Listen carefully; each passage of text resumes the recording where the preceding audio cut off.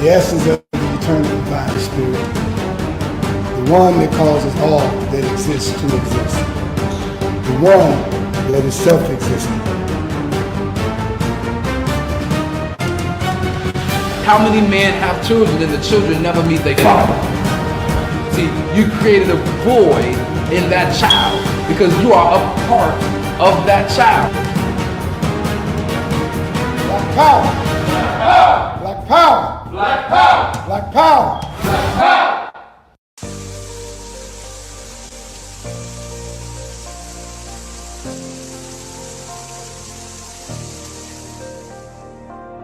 Are you feeling fatigued and can barely make it through the day without some type of caffeine? Are you on a journey of healing your body but need a little help? Then alkaline water is what you really need. Alkaline water has many benefits. Alkaline water can help restore pH balance in the body. Consuming beverages such as soda and coffee can make your body acidic. Did you know that too much acid in your body has been linked to an anemia, heart disease, obesity, diabetes, autoimmune disease, chronic pain, and other chronic conditions like gout and arthritis?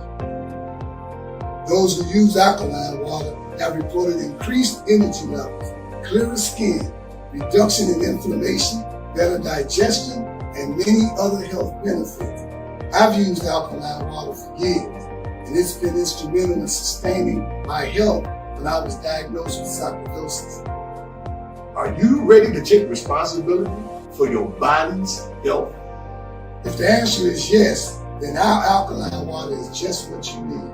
Bring your own bottles. It's only $3 for each gallon. To place an order or for more information, you can reach us at 773-846-3091. Thank you in advance for your support.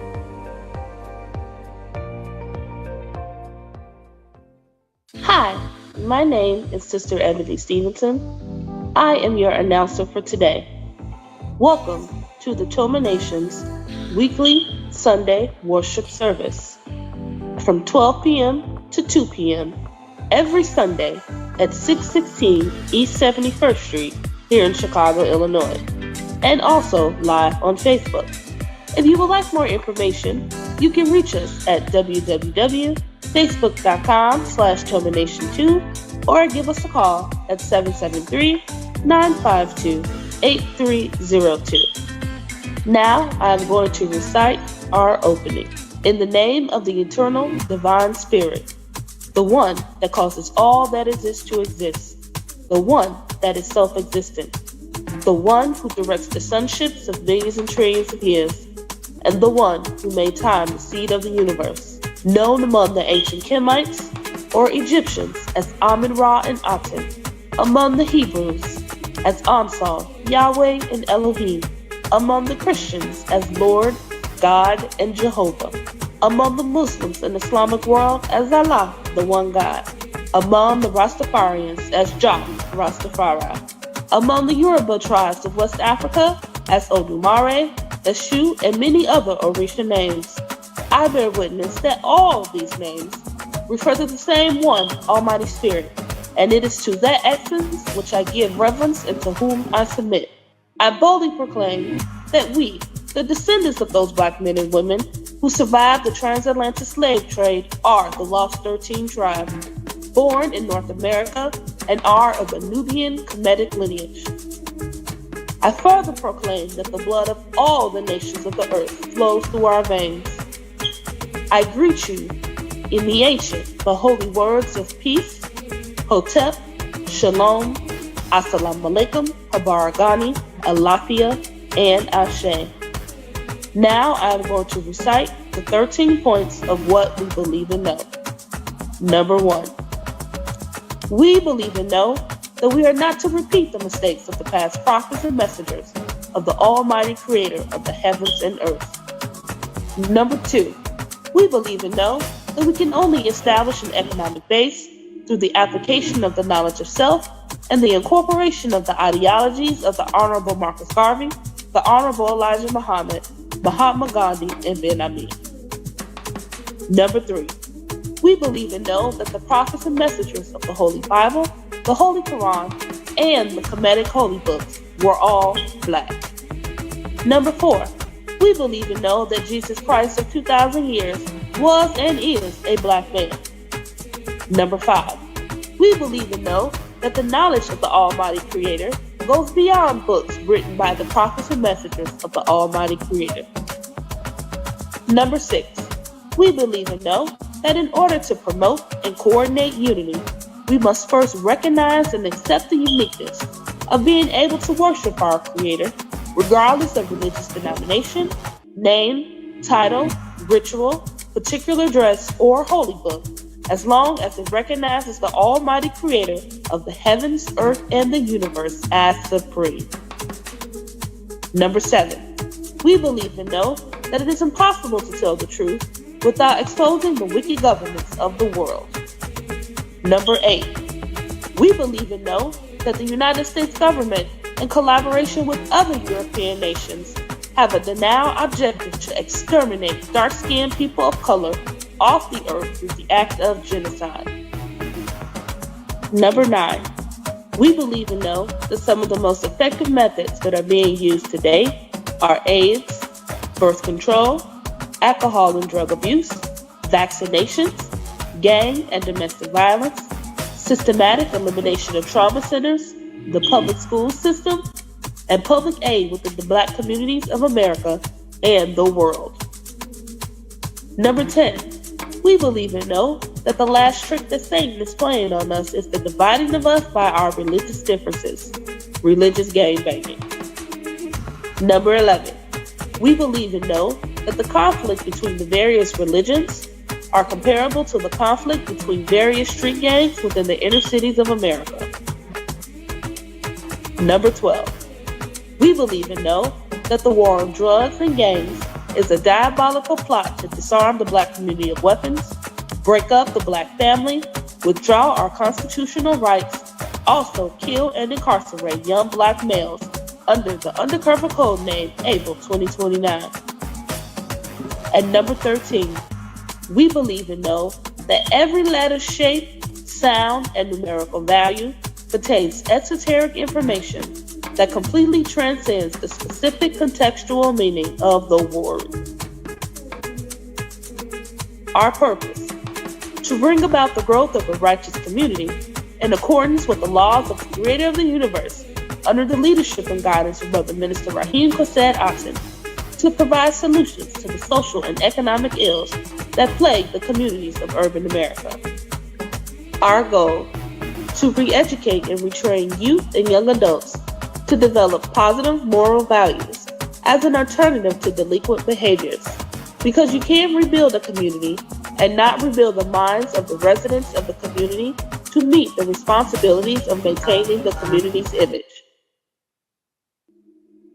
Our mission: to enhance the economic development of our communities by establishing businesses, real and personal properties, thereby creating jobs and/or entrepreneurship training programs that will reverse the concept of leaving the community to buying back the community. Our motto: let your light so shine before men that they shall see your good works and glorify your Father which is in heaven. Matthew 5:16. Now we're going to recite our salute to the red, black, and green flag. Everyone put your right fist in the air and repeat after me. Here's to this flag of mine, the red, black, and green. Hopes in its future bright, Africa has seen. Here's to the red of it, great nations shall know of it. In time to come, red blood shall flow of it. Historians shall write of it, this flag of mine. Here's to the black of it, 400 million's back of it, whose destiny depends on it. The red, black, and green of it, oh flag of mine. Here's to the green of it, young men and women shall dream of it, face shots and shells for it, maidens shall sing of it, waving so high. Here's to the whole of it, colors bright and pole of it, pleased is my soul with it, regardless of what is told of it. thanks to God for giving me this great flag of mine. Please keep your right fist raised high in the air as we sing our Black National Anthem.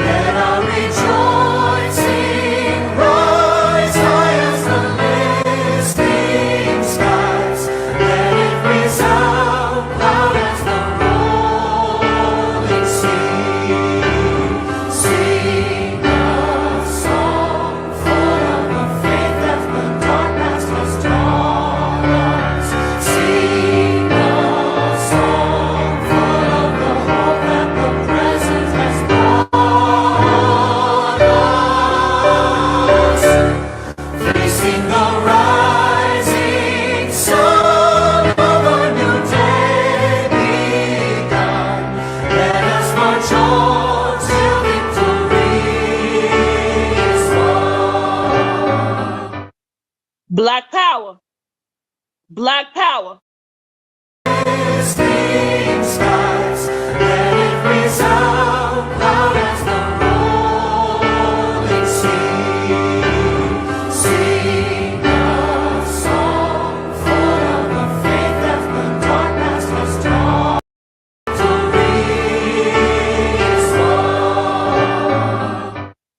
Black power. Black power. Black power. Black power. Black power is the power to define, develop, and defend that which is in the best interest of Black people.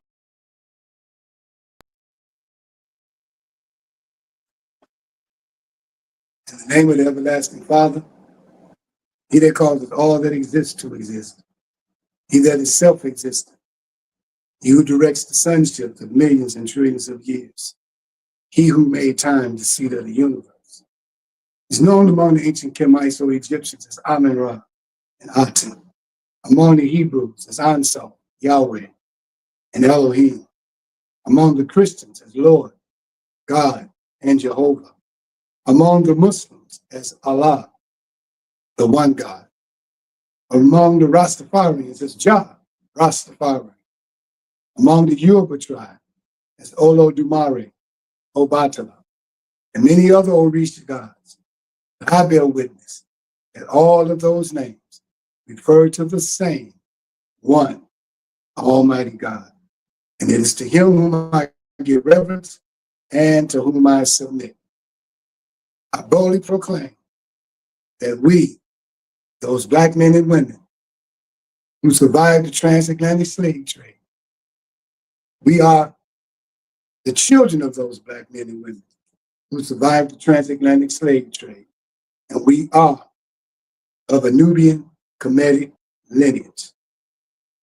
And the blood of all the nations flow through our veins. I greet you all in the ancient but yet holy words of peace, in the languages of our fathers, of Hotep, Shalom, Assalamu alaikum, Abaragani, Alafia, and Ashe. I am Brother Minister Raheem Bissett Aten, founder of the Toma Nation, aka Temple of Mercy Association, along with our First Lady of this movement, Sister Makita, Aisha Aten. And today, saying that you all should be going to continue in the month of August to deal with economics.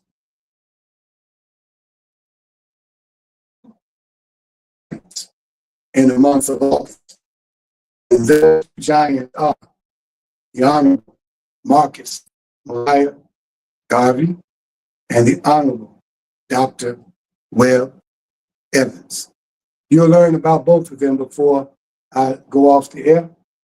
Well, I welcome you to this particular program. Today, August 17th, 2025, is the actual birth date or birth date of the Honorable Marcus Mosiah Garvey. And the Temple of Mercy Association has recognized and observed Marcus Garvey's 90th birthday, more so his national gave us as Blacks in America and around the world to adopt to our lifestyle so that we would be a nation of Black people with a flag of our own. And to that flag of our own, Marcus, you saw earlier, that's not Garvey right there, but as you saw earlier, we gave a salute to a flag. And the colors were red, black, and green. And Marcus Garvey, in August, held a convention in Harlem, New York. And at that convention, on August 13th, delegates from throughout the continent of Africa came here to America, and they voted that those three colors, red, black, and green, would be the color that represents Blacks all over the world throughout the diaspora as our flag that we would unite under. Even if you had a different flag color of your country, we all united under that one flag. And so I want to speak to you quickly about three men. I mentioned two. The reason I mentioned two is because both of those men have now made their transition. Marcus Garvey, he's not here. Dr. Webb Evans, he's no longer here. So I want to read a little bit about those two, and then I want to tell you about a third who's alive and well right here today in the 21st century among us on this planet. So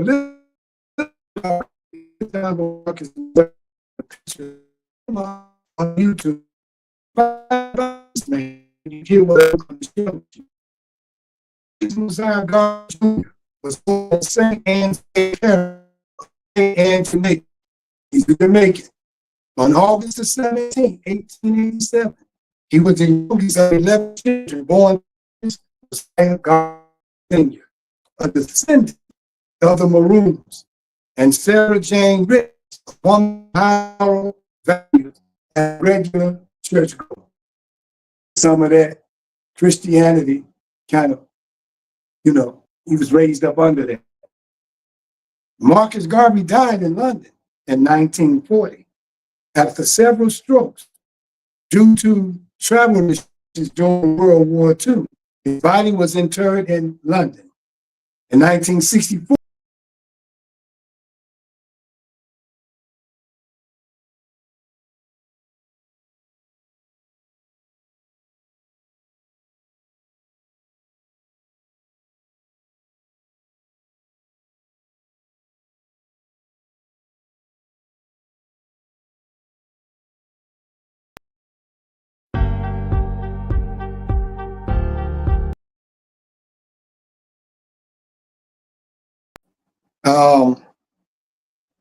I'll start again. In 1964, his remains were exhumed and taken to Jamaica, where the government proclaimed him Jamaica's first national hero and reinterred him at a shrine in the National Heroes Park. But his memory and influence remain. During his youth, Garvey began to ask unanswerable questions. Where is the Black man's government? Where is his king and kingdom? Where is his president, his country, and ambassador, his army, his navy, his men of big affairs? He didn't get an answer, so he said, our help to make them. So this is Marcus Garvey now, coming from Jamaica to America, setting up in Harlem, New York. He had the ability to get people to listen. He instilled in them the idea of Black pride and economic self-sufficiency. He taught them to love and respect themselves. He taught them the power of oneness. Brothers and sisters, this was in 1919 and 1920, all the way up to at least 1940, when Garvey did the work that he did here in the United States of America. He's one of the most important and influential Black leaders in history, but we don't hear his name mentioned too often when Black leaders are being acclaimed. Nevertheless, his philosophy has influenced many, such greats as Martin Luther King, Malcolm X, Nelson Mandela, and others. Garvey loved his people. He started symbolizing the turning of the insight of Black to something positive. Marcus Garvey hated how the world treated Blacks. He had a passion for the progressive Black people. He believed in independent organization and a Black-owned controlled state. To him, the lifestyle of people of African descent had to be one of moving on up from the humiliating and disgraceful brutality of state and the social inequities and injustice of the United States. The government then used everything in its power to wipe out the record of his unparalleled career. Generations of Black children have grown up and were never taught anything about him. They never saw his name in history books to this day. They are able to keep Garvey out of the history books, but they can't destroy the impact of his work, his spirit, and the influence he had on many people that he met, touched, inspired, and influenced.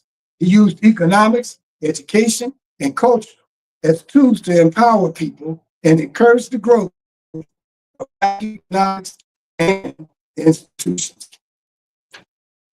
So, Garvey,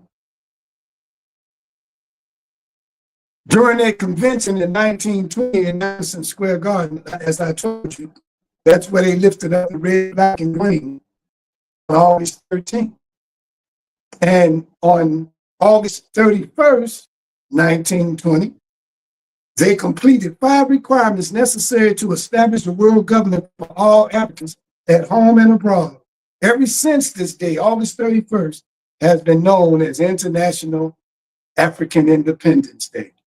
And the Temple of Mercy Association, once we learned of Marcus Garvey, we decided to incorporate Garvey and his philosophy into the teachings of the Temple of Mercy Association in 1990.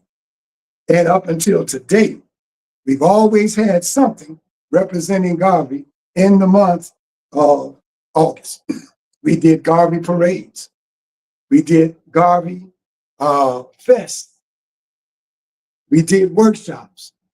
We've done so much holding up the Garvey banner so that our people will know that it is possible to be successful right here in America. Let me name some of the successes of the Honorable Marcus Mosiah Garvey. Okay. Just a few, not a lot, just a few. I thought I had it in front of me, but I see I don't. But I will name them. And if I don't get around to it, please, please, please look him up on YouTube. And you'll find out a lot about the Honorable Marcus Mosiah Garvey. Okay. I'm going to read a little bit. In 1919, he owned and operated the Black Star Line Steamship Corporation. The Black Star Line and its successor company, the Black Cross Navigation and Trading Company, operated 4 ships, which carried passengers and cargo between the United States and Cuba, Haiti, Jamaica, Costa Rica, and Panama. In 1919, he formed the Negro Factories Corporation, built and operated factories in the big industrial centers of the United States, Central America, the West Indies, and Africa to manufacture every marketable commodity. He established a chain of grocery stores, a restaurant, a steam laundry, a tailor shop, a dressmaking shop, a publishing house. He introduced to the world the red, black, and green flag. He established August 31st as a national holiday for Black people all over the world. He negotiated the African state called Liberia for Black people in America to colonize and assist with the development of Liberia in 1920. So he did all of those things, and the government worked hard to get rid of this man. And most people say, well, how do you think America holds the field if someone comes to America and wants to establish another nation inside the nation? It's the nation of Islam. This thing called the Kerner Commission was established by the governor here in Illinois, Governor Otto Kerner, and he called it the Kerner Commission. And he got a group of people together to really look at the population of Black America back then. And when they came back, this is what they said. They said, 2 nations in America, 1 Black, 1 white, separate but unequal. So white people themselves came up with the same understanding that we had. And it's that it is already 2 nations established.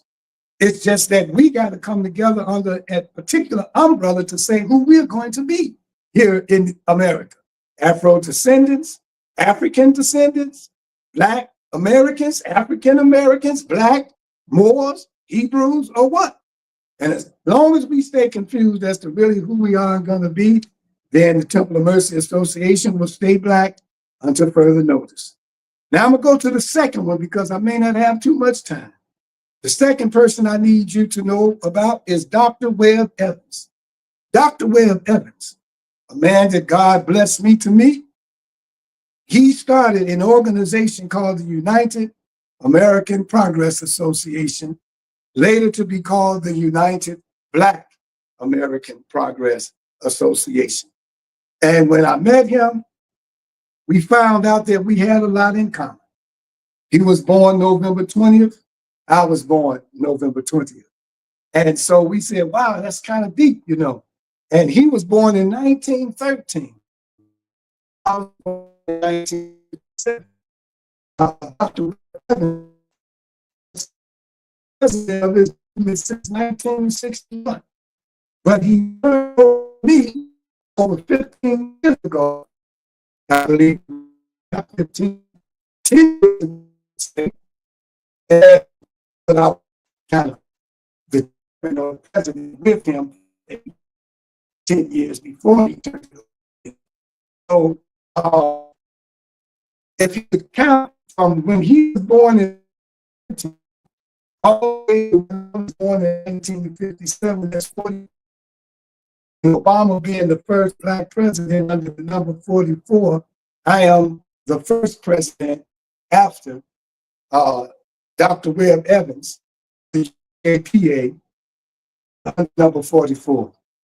I just want you to understand that this was set in stone and God made it such. I'm going to tell you a little bit about him right quick. Dr. Webb Evans, AKA, affectionately known as Mr. By Black, was born November 20, 1913 in Greensboro, Alabama. If you can put his picture up one more time so they can see him. He departed his life at the age of 101, 101 years old on a Monday, February 3rd, 2015. He always said that we can't just celebrate Black history, but we got to make Black history.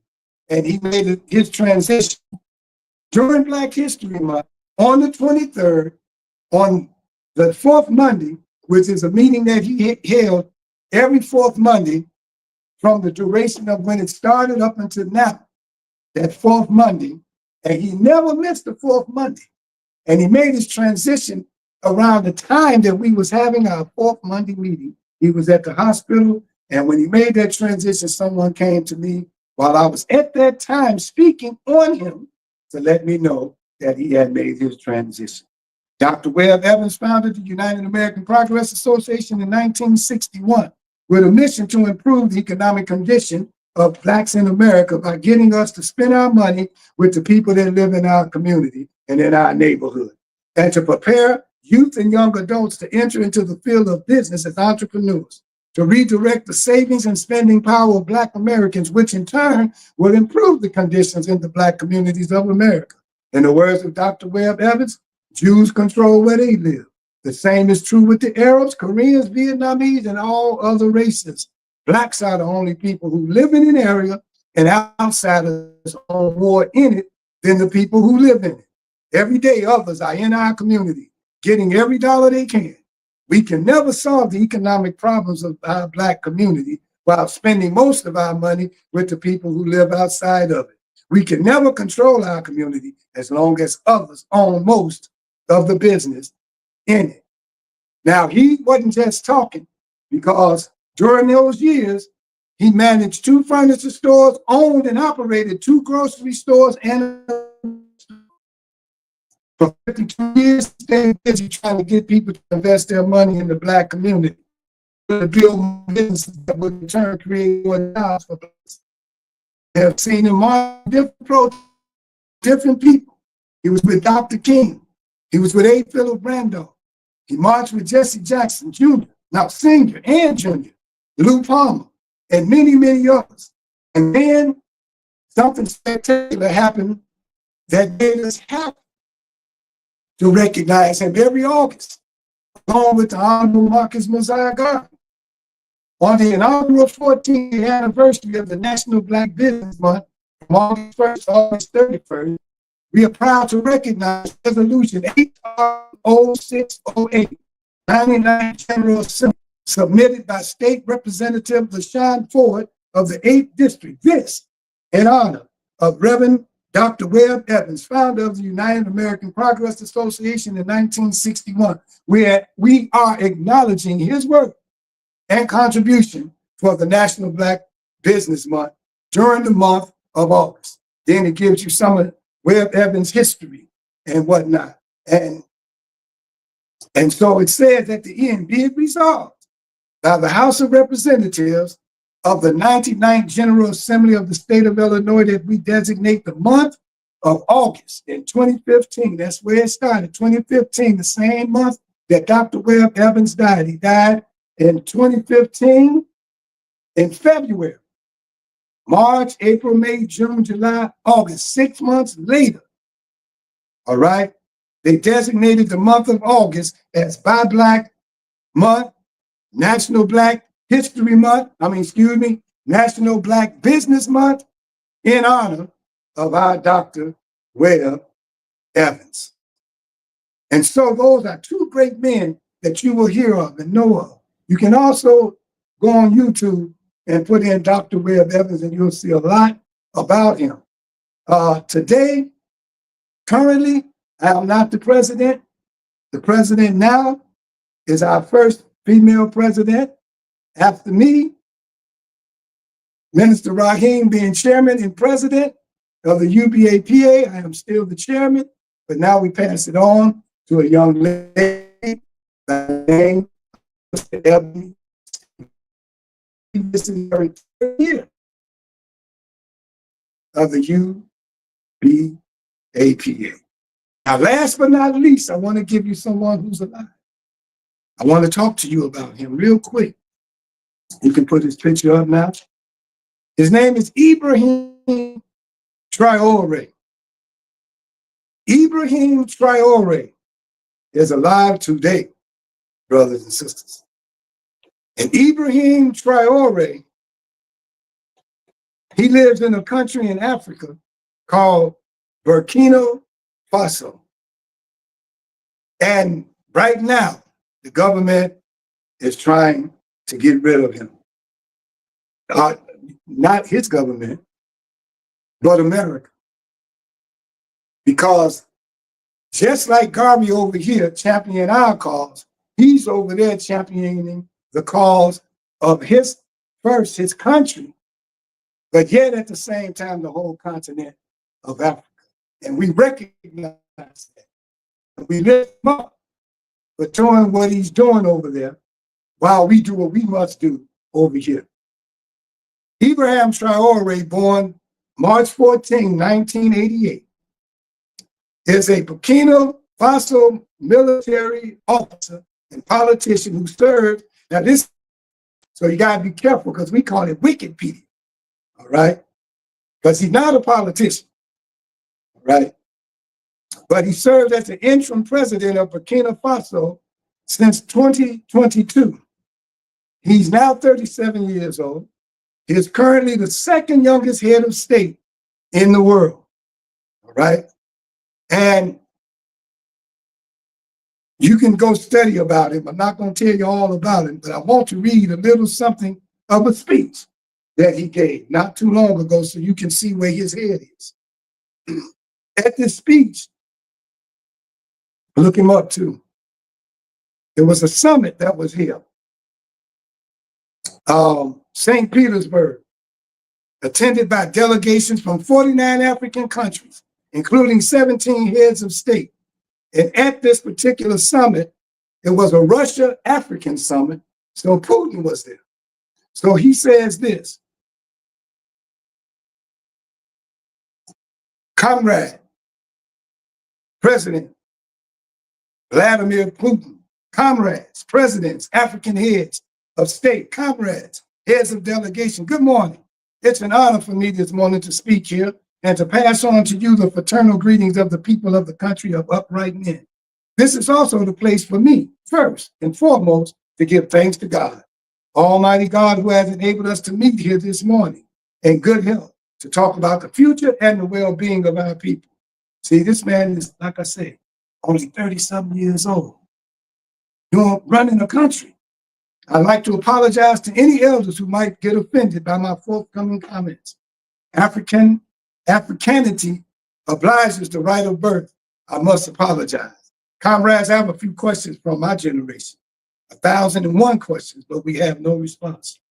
And it so happens that here we can air our dirty laundry because we feel like family. We feel like family in the sense that Russia is a family for Africa too.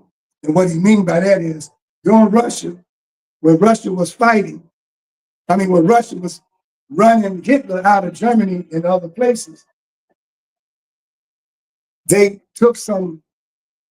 were accompanied by some Africans to help run Hitler out of Germany. And that's what he was talking about when they worked together to rid Europe of Nazis.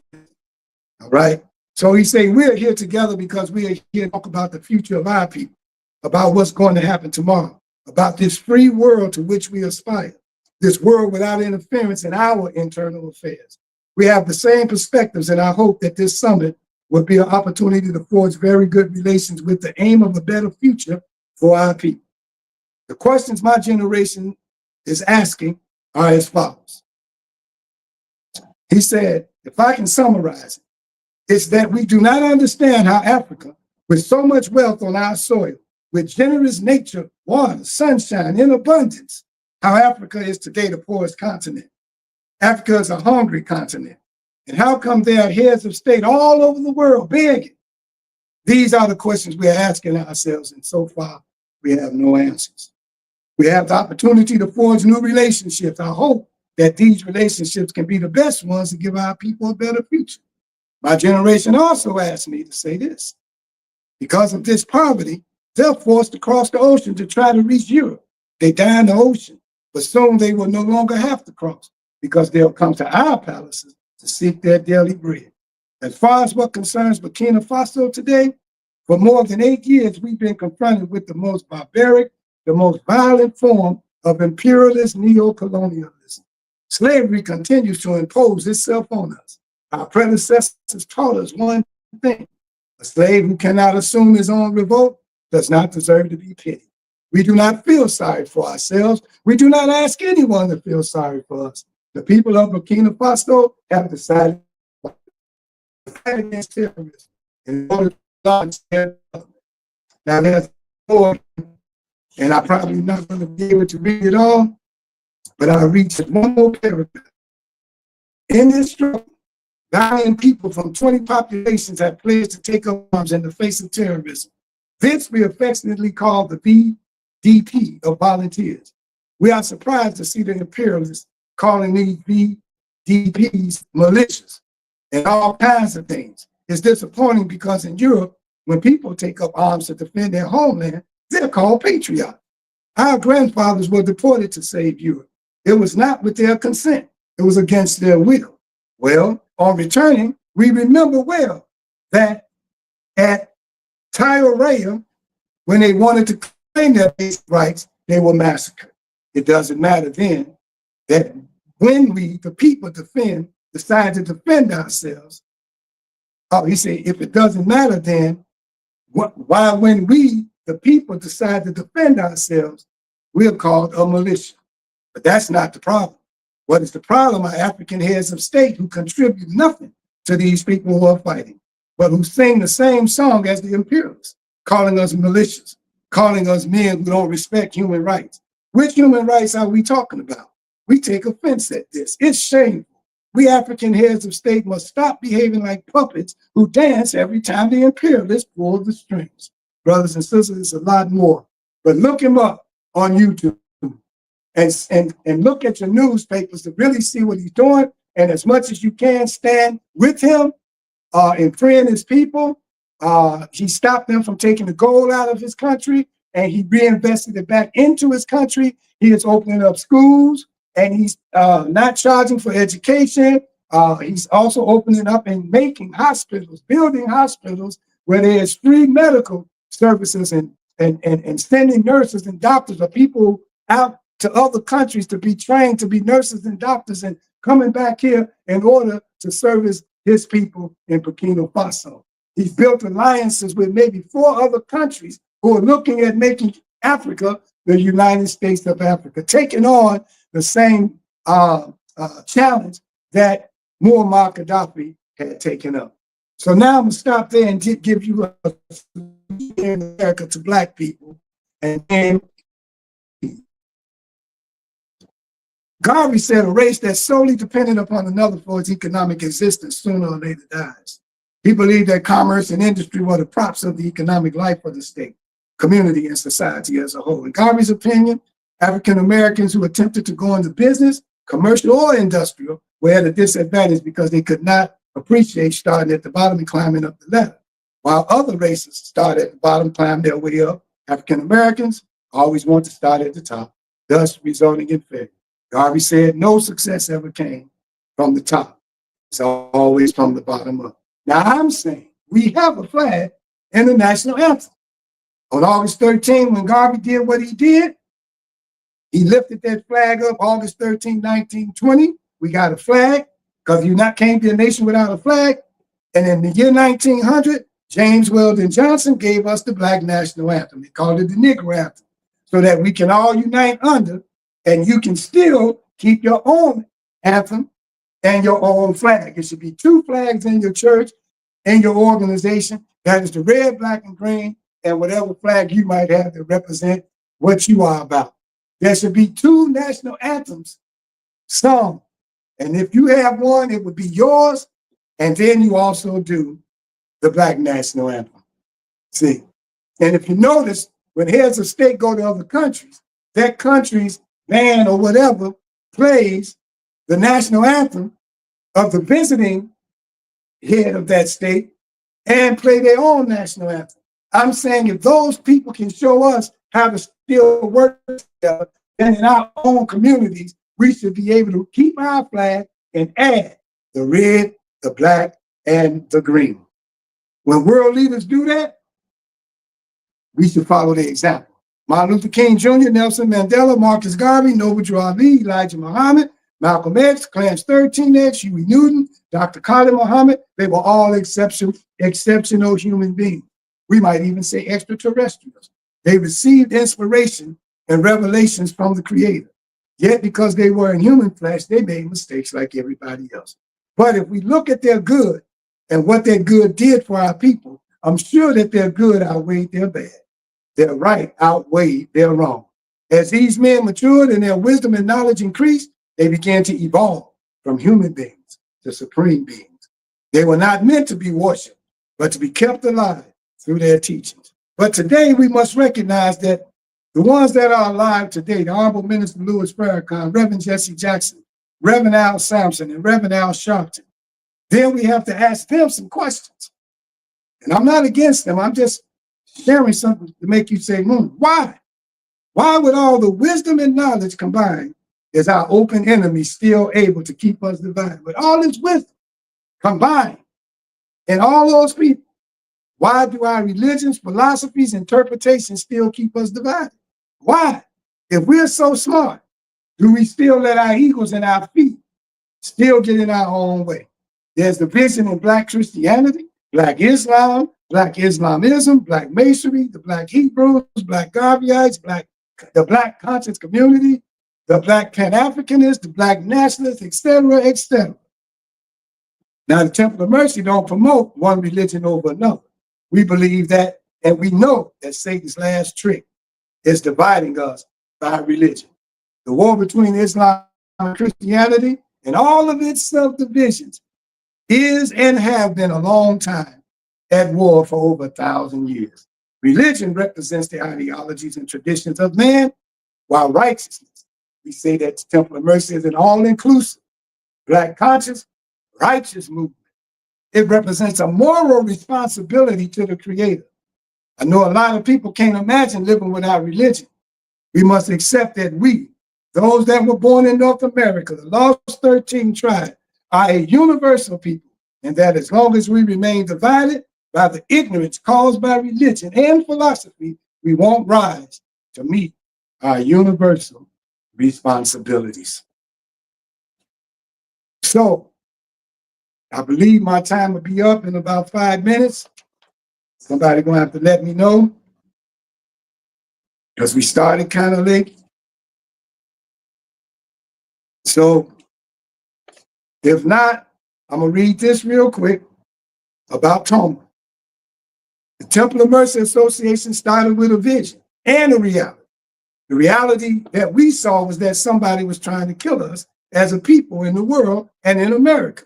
And I want to tell you that anytime anybody come from somewhere else to try to help us, or come from among us to try to help us get off the economic bottom, do for self, redirect our monies and our spending toward us, be reattached to our God. Anybody that look like they come in here and we're listening to them, you become a threat, because they want us to stay in the condition that we're in, because they, brothers and sisters, profit off of our current condition. All right? And you know I don't have to teach all about how some of our celebrities and entertainers and sports figures can't do or say certain things to help our people. Hey, do that seem like they're free? Seems like another level of slavery to me. That's a rhyme there too. So we saw that a group or some persons that they targeted in and among Black people were the young Black males. They're trying to demasculate the young Black males right now. And I'm talking about back since 1990 when we started out here addressing that stuff.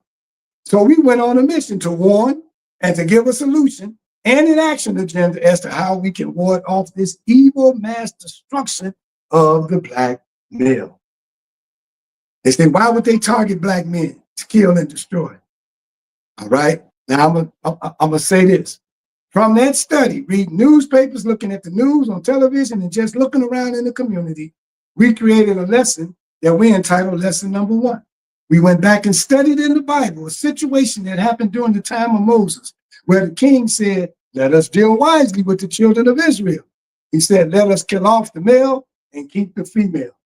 Then 1,000 or so years later, when Jesus was supposed to have been born in Jerusalem, the king during that time sent out a decree, kill off all the males 2 years old and under and keep the females. Brothers and sisters, that's a form of genocide and population reduction that they use on us in America. Dealing with drugs, dealing with alcohol, dealing with AIDS, and brothers and sisters, believe it or not, even COVID. All right? Why did they want to kill us? Well, one of the reasons was that In the days of Moses, they say the people were waxing mighty in the land and that they were becoming strong. Waxing mighty means that they were multiplying at a large rate, a faster rate than the other group of nationalities that were there at that time. So what are we saying? That they know that that which is at the bottom rises to the top soon. And Black America is rising up.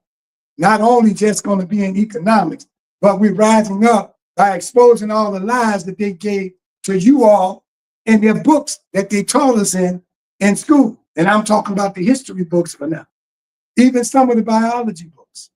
And so now that we're finding out that about 99% of all inventions were invented by us, now that we're finding out that even up to date right now, some of the current inventions, a Black man or a Black woman has something to do with it. Showing you that we are that powerful and that we are that knowledgeable and that we are the true gods of the planet Earth, but yet children of a Most High God.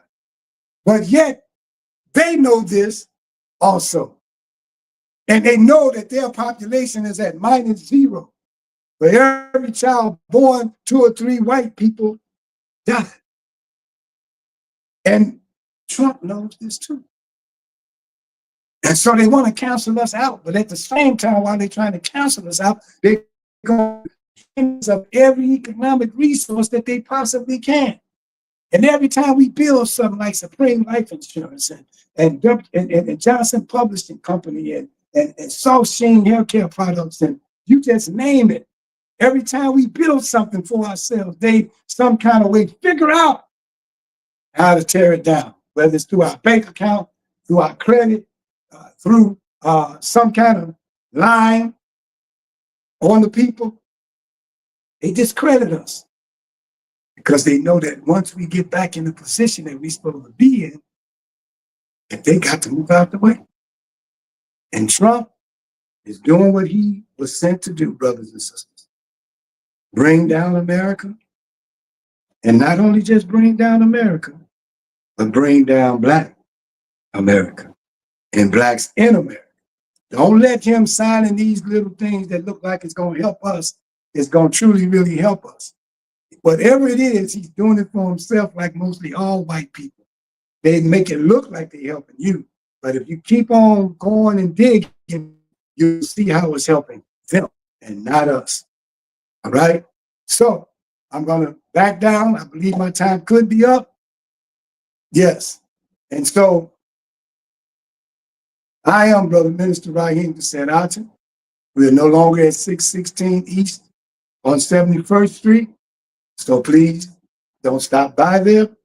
But you can always look us up on YouTube, Temple of Mercy Association /Toma, T-O-M-A. You can look us up on Facebook, Toma Nation. And if you need to know anything else about us and want to be a part of what we're doing, 3091 and leave a message, and we will get back to you promptly. But until we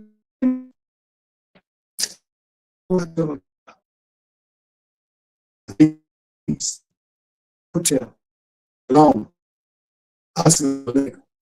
Organi, Thea, Jay,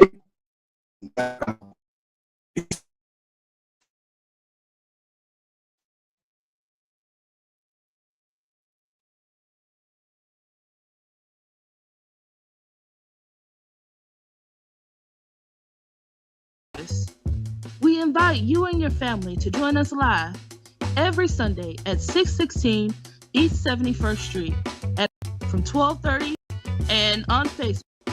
If you have enjoyed what you have heard, please feel free to support us with a monetary gift on Cash App at $TOMANATION. Once again, that's $TOMANATION. This will conclude our live stream. The message you have been listening to will continue live here at the Toma headquarters. We thank you, Black family. See you next Sunday. Black Power. This is the eternal divine spirit, the one that causes all that exists to exist, the one that is self-existent. How many men have children and the children never meet their father? See, you created a void in that child because you are a part of that child.